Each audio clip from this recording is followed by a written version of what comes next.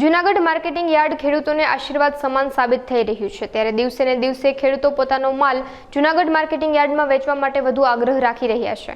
હાલ જૂનાગઢ યાર્ડમાં 35,000 ઘઉંના કટ્ટાની આવક નોંધાઈ છે। તેમજ હાલ જૂનાગઢમાં ઘઉં, તુવેર, ધાણા, ચણાની આવક ખૂબ જ થઈ રહી છે।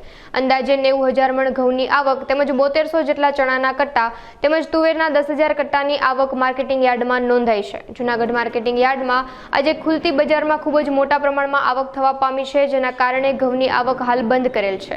આવતીકાલે યાર્ડમાં ઘઉંની હરાજી કરવામાં આવશે।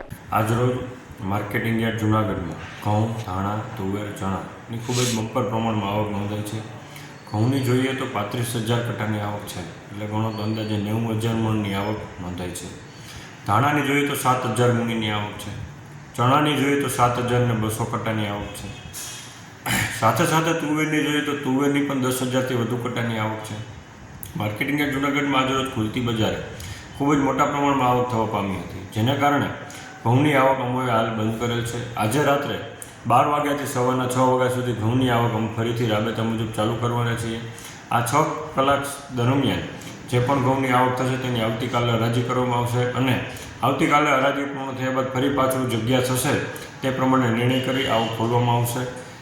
સર્વ ખેડૂત મિત્રો તેમજ વેપારી ભાઈઓને આ આવક દરમિયાન પોતાને ટોકન મુજબ પ્રવેશ આપવામાં આવશે। પોતપોતાની સિક્યુરિટી પાસેથી ટોકન લઈ લેવું અને જેમ માર્કેટ યાર્ડની અંદર જગ્યા થતી જશે તેમ તેઓને અંદર પ્રવેશ આપવામાં આવશે।